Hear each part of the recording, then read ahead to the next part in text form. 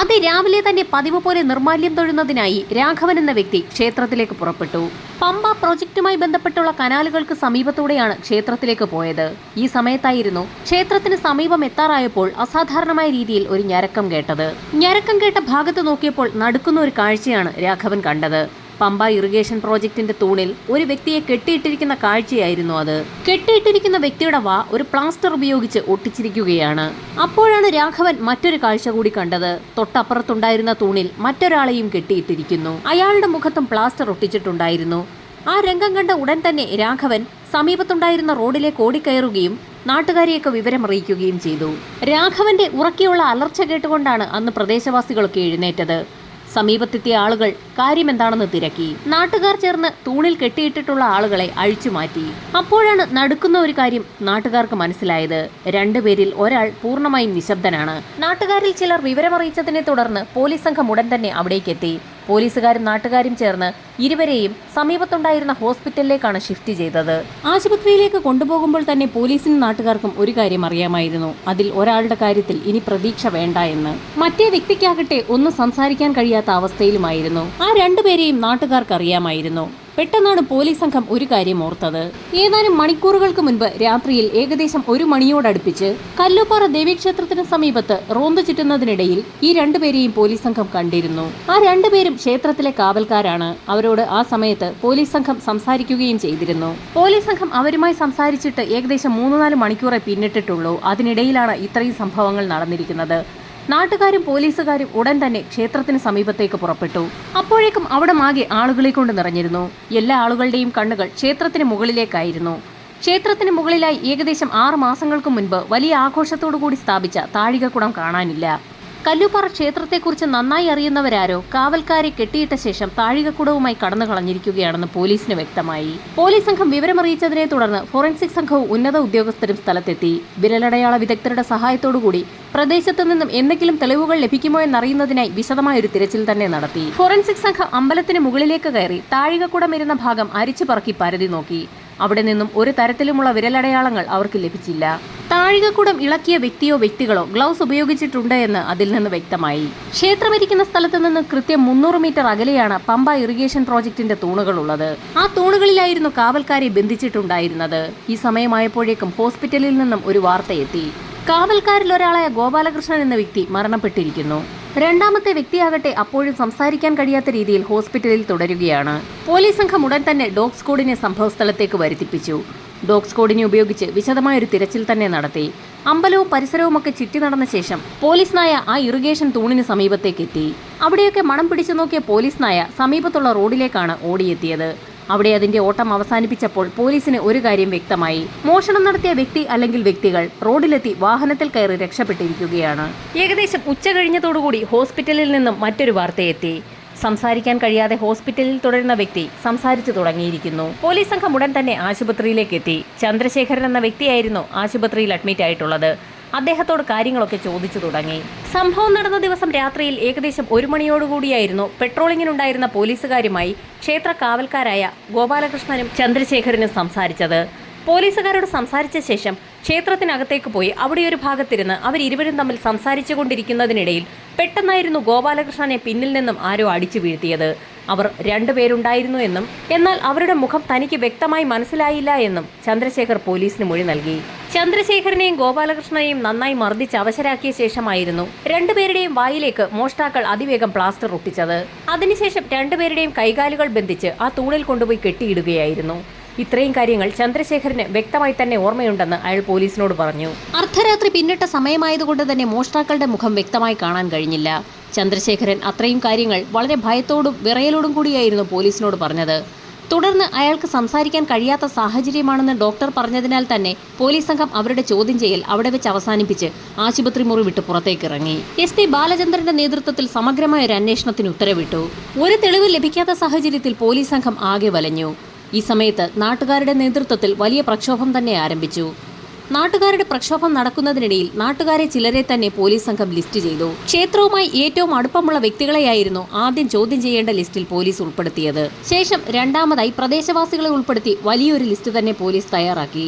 ആ പ്രദേശത്തുള്ള വ്യക്തികൾ സംഭവം നടന്ന ദിവസം എവിടെയായിരുന്നു, എന്ത് ചെയ്യുകയായിരുന്നു എന്നറിയുന്നതിന് വേണ്ടിയായിരുന്നു പോലീസ് സംഘം അത്തരത്തിലൊരു ചോദ്യം ചെയ്യൽ ലിസ്റ്റ് തയ്യാറാക്കിയത്.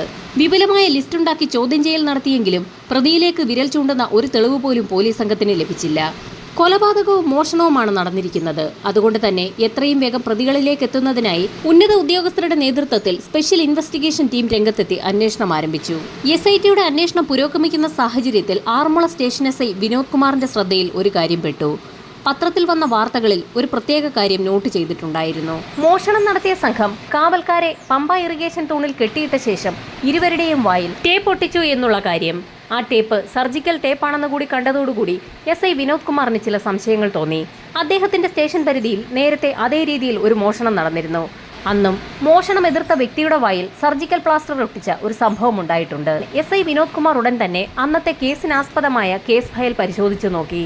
അന്ന് ഒരു കാർ മോഷണം നടത്തുന്നതിന് വേണ്ടി ചില കുറ്റവാളികൾ കാറിന്റെ ഉടമയെ സമീപത്തൊരു തൂണിൽ കെട്ടിയിട്ട ശേഷം അയാളുടെ വായിലും അതേ രീതിയിൽ ഒരു സർജിക്കൽ പ്ലാസ്റ്റർ ഒട്ടിക്കുകയായിരുന്നു. ശേഷം ആ കാറുമായി കടന്നു കളഞ്ഞു. അന്ന് ആ കേസ് ഫയലിൽ ഒരു നമ്പർ നോട്ട് ചെയ്തിട്ടുള്ള കാര്യവും SI വിനോദ് കുമാർ ശ്രദ്ധിച്ചു. ആ ഫോണിൽ നിന്നും 4 കോളുകൾ മാത്രമായിരുന്നു അന്ന് പോയിട്ടുള്ളത്. അതിലൊരെണ്ണം കറുകച്ചാൽ മേഖലയിലേക്കാണ് പോയിട്ടുള്ളത്. അന്നത്തെ കേസുമായി ബന്ധപ്പെട്ട് പോലീസ് സംഘം കറുകച്ചാൽ മേഖലയിൽ ഒരു അന്വേഷണം നടത്തിയ കാര്യവും കേസ് ഫയലിൽ റിപ്പോർട്ട് ചെയ്തിട്ടുണ്ട്. അന്ന് പോലീസ് സംഘം കറുകച്ചാൽ മേഖലയിൽ അന്വേഷണം നടത്തിയപ്പോൾ ഒരു വ്യക്തിയെ കണ്ടെത്തുകയും അയാളെ കേന്ദ്രീകരിച്ച് നടത്തിയ അന്വേഷണം ഒടുവിൽ കല്ലൂപ്പാറ ഭാഗത്തുള്ള ഒരു വീട്ടിലെ ജിജോ എന്ന വ്യക്തിയിലേക്ക് കേന്ദ്രീകരിക്കുകയും ചെയ്തിരുന്നു. അന്ന് പ്രതി ജിജോയാണെന്ന് കരുതി പോലീസ് സംഘം ജിജോയെ കാണാൻ അയാളുടെ വീട്ടിലെത്തിയപ്പോൾ പോലീസിന്റെ സകല പ്രതീക്ഷകളും തെറ്റിക്കുന്ന ഒരു കാഴ്ചയായിരുന്നു അവിടെ കണ്ടത്. കാൽമുട്ടിന് താഴേക്ക് മുറിച്ചു മാറ്റപ്പെട്ട രീതിയിലുള്ള ഒരു ചെറുപ്പക്കാരനായിരുന്നു ജിജോ. തങ്ങളുടെ അന്വേഷണം ആകെ തെറ്റിപ്പോയെന്ന് പോലീസ് സംഘത്തിന് തോന്നിയെങ്കിലും ജിജോയുടെ വീട് വരെ എത്തിയ സാഹചര്യത്തിൽ കല്ലൂപ്പാറ ക്ഷേത്രത്തിൽ നടന്ന മോഷണം ഉൾപ്പെടെയുള്ള കാര്യങ്ങൾ SI വിനോദ് കുമാർ സംഘവും അയാളോട് ചോദിച്ചു. കാലിന് സുഖമില്ലാത്ത ജിജോയുടെ പ്രധാന ജോലി റിയൽ എസ്റ്റേറ്റ് ആണ്. വസ്തുക്കച്ചവടവുമായി ബന്ധപ്പെട്ട് അയാളെ പലരും വിളിക്കാറുണ്ട്. അയാൾ തിരിച്ചു. എല്ലാ ആളുകളെയും ഫോണിലൂടെ ബന്ധപ്പെട്ടുള്ള പരിചയം മാത്രമേ ജിജോയ്ക്കുള്ളൂ. അയാൾ ആ വീട് വിട്ടുപോലും പുറത്തിറങ്ങാറില്ല. അങ്ങനെ ജിജോയെ വിളിച്ച ഏതെങ്കിലും വ്യക്തികൾക്ക് മോഷണവുമായി ഉണ്ടായിട്ടുണ്ടാകുമെന്ന് അയാൾ പോലീസിനോട് പറഞ്ഞു. ജിജോയിൽ നിന്നും ഒരു വിവരവും ലഭിക്കാത്ത സാഹചര്യത്തിൽ പോലീസ് സംഘം നിരാശയോടെ അവിടെ നിന്ന് സ്റ്റേഷനിലേക്ക് പോയി. SPയുടെ നേതൃത്വത്തിൽ മൊബൈൽ ടവർ ലൊക്കേഷനുകൾ കേന്ദ്രീകരിച്ച് ഒരു അന്വേഷണം നടത്താൻ തന്നെ പോലീസ് തീരുമാനിച്ചു. സംഭവം നടന്ന സമയത്ത് ആ പ്രദേശത്തുകൂടി കടന്നുപോയിട്ടുള്ള ആക്റ്റീവായിട്ടുള്ള എല്ലാ മൊബൈൽ ഫോണുകളും കേന്ദ്രീകരിച്ച് വിശദമായ ഒരു അന്വേഷണം തന്നെയാണ് നടത്തിയത്. ക്ഷേത്രത്തിന് സമീപമുള്ള ടവറുകളിൽ രാത്രി 1 മണിക്കും 4 മണിക്കും ഇടയിൽ ഏതെങ്കിലും മൊബൈൽ ഫോണുകൾ അസ്വാഭാവികമായ രീതിയിൽ ആക്റ്റീവായിട്ടുണ്ടോ എന്നറിയുന്നതിനായിരുന്നു പോലീസ് വിശദമായ അന്വേഷണം നടത്തിയത്. അർദ്ധരാത്രി പിന്നിട്ട സമയമായതുകൊണ്ട് തന്നെ അസ്വാഭാവികമായ രീതിയിൽ ഒരു മൊബൈൽ ഫോൺ ടവർ ലൊക്കേഷനുകളിൽ ആക്റ്റീവ് അല്ല എന്നുള്ള വിവരമായിരുന്നു പോലീസിന് ലഭിച്ചത്. ഈ സമയത്തായിരുന്നു സൈബർ സംഘത്തിന്റെ കണ്ണിൽ ഒരു കാഴ്ചപ്പെട്ടത്.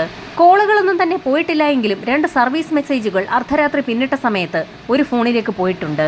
ഒരു ടവർ ലൊക്കേഷനിൽ വെച്ച് മൊബൈൽ ഫോൺ സ്വിച്ച് ഓഫ് ആവുകയും പിന്നീട് മറ്റൊരു ടവർ ലൊക്കേഷനിലേക്ക് കയറുന്ന സമയത്ത് അത് സ്വിച്ച് ഓൺ ആകുന്ന സമയത്ത് ഇത്തരത്തിൽ ചില സർവീസ് മെസ്സേജുകൾ പോകാറുണ്ട്. ക്ഷേത്രത്തിൽ മോഷണം നടക്കുന്ന അതേ സമയത്ത് തന്നെ ഒരു ഫോൺ ആക്റ്റീവായിട്ടുണ്ട്.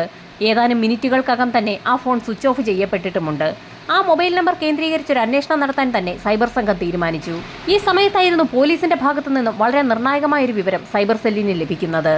നേരത്തെ ഒരു കാർ മോഷണവുമായി ബന്ധപ്പെട്ട് അവർ കളക്ട് ചെയ്ത ഒരു ഫോൺ നമ്പറും അതുമായി കണക്ട് ചെയ്തിട്ടുള്ള മറ്റ് 4 ഫോൺ നമ്പറുകളും അന്നത്തെ കാർ മോഷണം തെളിയിക്കാൻ പോലീസിനെ സഹായിച്ചതാണ്. ആ 4 ഫോൺ നമ്പറുകളുടെ ഉടമകളായ വ്യക്തികളെ അന്ന് പോലീസ് സംഘം ചേസ് ചെയ്ത് പിടിച്ചിരുന്നു. അന്നുണ്ടായിരുന്ന അവരുടെ നമ്പറുകളൊക്കെ പോലീസ് സംഘം രേഖപ്പെടുത്തിയിട്ടുമുണ്ടായിരുന്നു. അങ്ങനെ രേഖപ്പെടുത്തപ്പെട്ട നമ്പറുകളിൽ ഒന്നാണ് ഇവിടെ മോഷണം നടന്ന സമയത്ത് ആക്റ്റീവ് ആയിരിക്കുന്നത്. കാർ മോഷണത്തിൽ ഉൾപ്പെട്ടിട്ടുള്ള ആളുകൾക്ക് ക്ഷേത്രത്തിലെ താഴികക്കുടം മോഷണവുമായി ബന്ധമുണ്ടെന്ന് തന്നെ പോലീസ് സംഘം ഉറപ്പിച്ചു. ആ നമ്പർ കേന്ദ്രീകരിച്ച് പോലീസ് സംഘം വീണ്ടും ഒരു അന്വേഷണം നടത്തി. അങ്ങനെ അന്വേഷിച്ച് പോലീസ് സംഘം എത്തിയത് അവർ കഴിഞ്ഞ ദിവസം എത്തിയ 28-കാരനായ മുട്ടിന് താഴെ വെച്ച് കാൽ മുറിക്കപ്പെട്ട ജിജോ എന്ന വ്യക്തിയുടെ വീട്ടിൽ തന്നെയാണ്. റിയൽ എസ്റ്റേറ്റുമായി ബന്ധപ്പെട്ട് അയാൾ പലരെയും വിളിക്കുകയും അയാളെ പലരും വിളിക്കാറുമുണ്ടെന്നുള്ള കാര്യം ജിജോ നേരത്തെ തന്നെ പോലീസിന് മൊഴി നൽകിയിരുന്നു. ജിജോയെ വിശദമായി തന്നെ പോലീസ് സംഘം ചോദ്യം ചെയ്തെങ്കിലും അവർക്ക് ഒരു കാര്യം ഉറപ്പായിരുന്നു. സംഭവം നടക്കുന്ന സമയത്ത് ആ ക്ഷേത്രത്തിന് സമീപത്തേക്ക് പോകാനോ കാവൽക്കാരായ വ്യക്തികളെ ഒരു തൂണിൽ കെട്ടിയിടാനോ ഉള്ള ആരോഗ്യമൊന്നും ജിജോയ്ക്കില്ല. എങ്കിലും അന്വേഷണം നടത്തി അവിടെ വരെ എത്തിയതല്ലേ എന്നോർത്ത് ജിജോയോട് പല ചോദ്യങ്ങളും പോലീസ് ചോദിച്ചെങ്കിലും ആശാവഹമായ ഒരു കാര്യവും ജിജോയിൽ നിന്ന് പോലീസിന് ലഭിച്ചില്ല. പോലീസ് സംഘം വളരെ നിരാശയോടുകൂടി ജിജോയുടെ വീട്ടിൽ നിന്നും പുറത്തേക്കിറങ്ങാൻ തുടങ്ങിയ സമയത്തായിരുന്നു അന്വേഷണത്തിന്റെ ഭാഗമായ ഒരു ഉദ്യോഗസ്ഥന്റെ കണ്ണിൽ ഒരു കാഴ്ചപ്പെടുന്നത്. ജിജോ ഇരിക്കുന്നതിന് സമീപത്തുള്ള ഒരു മേശപ്പുറത്ത് നിരവധി പത്രങ്ങൾ ചിതറിക്കിടക്കുന്നു. ഒറ്റ നോട്ടത്തിൽ തന്നെ അവയൊക്കെ ചില പഴയ പത്രങ്ങളാണെന്ന് പോലീസിന് വ്യക്തമായി. അതിലോരോന്നും എടുത്തു നോക്കിയ സമയത്ത് അവയൊക്കെ 6 മാസങ്ങൾക്ക് മുൻപുള്ള പത്രമാണെന്ന് മനസ്സിലായി. അതിലെല്ലാം കൊടുത്തിരിക്കുന്നത് ഒരു പ്രധാനപ്പെട്ട വാർത്തയാണ്. ഏകദേശം 6 മാസങ്ങൾക്ക് മുൻപ് കല്ലൂപ്പാറ ക്ഷേത്രത്തിൽ വളരെ ആഘോഷപൂർവ്വം താഴികക്കുടം സ്ഥാപിച്ചതുമായി ബന്ധപ്പെട്ടുള്ള വാർത്തകളും ചിത്രങ്ങളുമായിരുന്നു പത്രത്തിലുള്ളത്. 6 മാസങ്ങൾക്ക് മുൻപ് ക്ഷേത്രത്തിൽ താഴികക്കുടം സ്ഥാപിച്ചതിനെ സംബന്ധിച്ചുള്ള വാർത്തകൾ എന്തുകൊണ്ടാകാം ജിജോ ഇപ്പോഴും നോക്കിക്കൊണ്ടിരിക്കുന്നതെന്ന് പോലീസിന് സംശയം തോന്നി. ഒരു തുമ്പും കിട്ടാതെ വിഷമിച്ചു നടന്ന പോലീസിന് അങ്ങനെ ഒരു തുമ്പ് കിട്ടി. ജിജോയെ വിശദമായി തന്നെ ഒന്ന് ചോദ്യം ചെയ്യാൻ പോലീസ് തീരുമാനിച്ചു. അന്വേഷണത്തിന്റെ ഭാഗമായി സ്റ്റേഷൻ വരെ വരണമെന്ന് പോലീസ് സംഘം ആവശ്യപ്പെട്ടു. ആ പത്രക്കെട്ടുകളോടൊപ്പം ജിജോയെയും പോലീസ് സംഘം സ്റ്റേഷനിലേക്ക് എത്തിച്ചു. പോലീസ് സംഘം എത്ര ചോദ്യം ചെയ്തിട്ടും നേരത്തെ പറഞ്ഞ മറുപടിയിൽ തന്നെ ജിജോ ഉറച്ചു നിന്നു. എന്നാൽ 6 മാസം മുൻപുള്ള പത്രക്കട്ടിങ്ങുമായി ബന്ധപ്പെട്ട് പോലീസ് സംഘം ചില ചോദ്യങ്ങൾ ചോദിച്ചപ്പോൾ ജിജോ ഒന്ന് പരുങ്ങി. ജിജോയുടെ മുഖത്തെ ഭാവവ്യത്യാസങ്ങൾ പോലീസ് സംഘം വിശദമായി തന്നെ നിരീക്ഷിക്കുന്നുണ്ടായിരുന്നു. ജിജോയുടെ വീട്ടിൽ വെച്ച് പത്രക്കട്ടിങ്ങുകൾ എടുക്കുന്ന സമയത്ത് പോലീസ് സംഘം അതുമായി ബന്ധിപ്പിച്ച് ഒരു ചോദ്യം പോലും ജിജോയോട് ചോദിച്ചിരുന്നില്ല.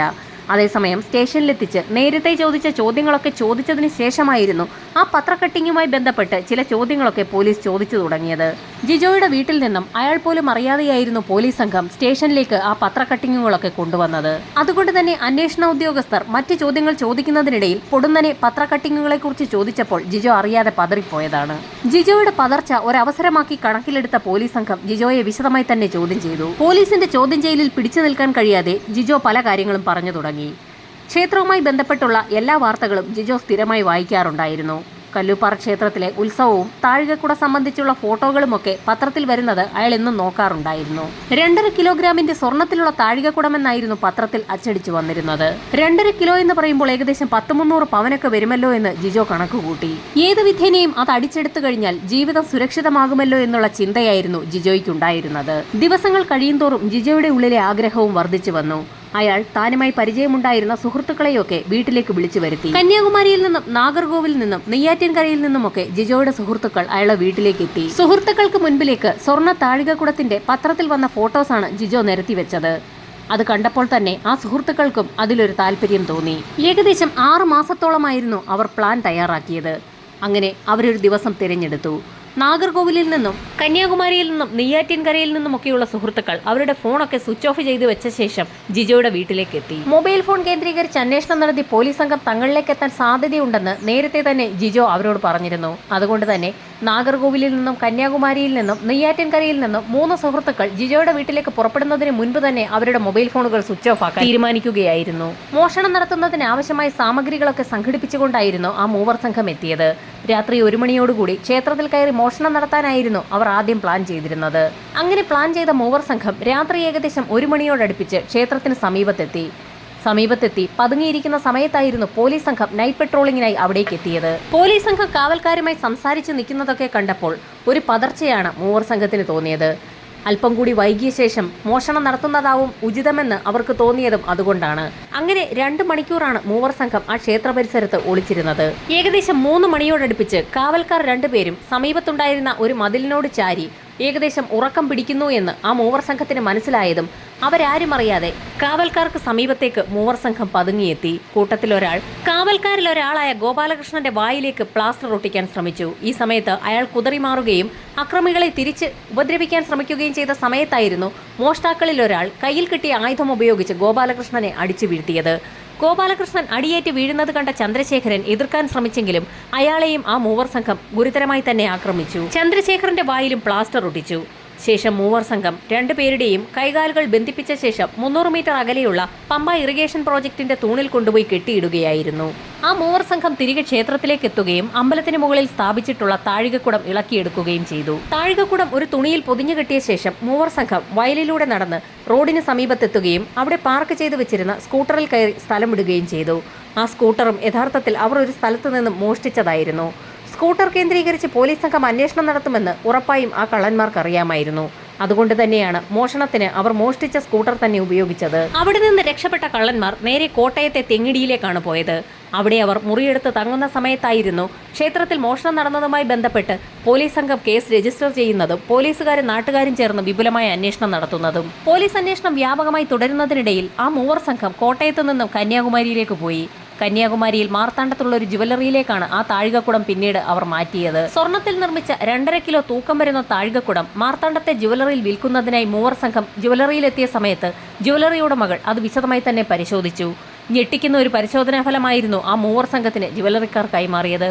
അത് പൂർണ്ണമായും സ്വർണത്തിൽ നിർമ്മിച്ചിരിക്കുന്ന ഒന്നല്ല, ചെമ്പിൽ നിർമ്മിച്ചിരിക്കുന്ന താഴികക്കുടമാണത്. അതിന്റെ പുറത്ത് നേരിയ അളവിൽ സ്വർണം പൂശിയിട്ടുണ്ടെന്നേ ഉള്ളൂ.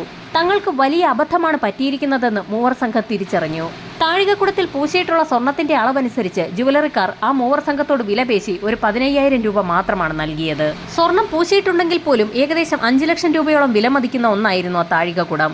ജ്വല്ലറിക്കാർ മൂവർ സംഘത്തെ കളിപ്പിച്ച് 15,000 രൂപ അവർക്ക് നൽകിയ ശേഷം ആ താഴികക്കുടം സ്വന്തമാക്കി. ഇത്രയും കാര്യങ്ങളായിരുന്നു ജിജോ പോലീസ് സ്റ്റേഷനിൽ പോലീസുകാർക്ക് മുൻപാകെ മൊഴി നൽകിയത്. പിന്നീടുള്ള പോലീസിന്റെ അന്വേഷണം വളരെ എളുപ്പമായി. ജിജോ പറഞ്ഞതനുസരിച്ച് മാർത്താണ്ഡത്തുള്ള ജ്വല്ലറിയിലെത്തിയ പോലീസ് സംഘം ആ താഴികക്കുടം അവിടെ നിന്നും വീണ്ടെടുത്തു. തുടർന്നുള്ള അന്വേഷണത്തിൽ മൂവർ സംഘത്തിനെയും പോലീസ് കസ്റ്റഡിയിലെടുത്തു. വളരെ ചുരുങ്ങിയ കാലം കൊണ്ട് തന്നെ കേസ് തെളിയിക്കുകയും തൊണ്ടിമുതൽ കണ്ടെത്തുകയും കുറ്റവാളികളെ ജയിലിലാക്കുകയും ചെയ്ത കേരള പോലീസ് കോടതിയുടെ പ്രത്യേക പ്രശംസയും നേടി.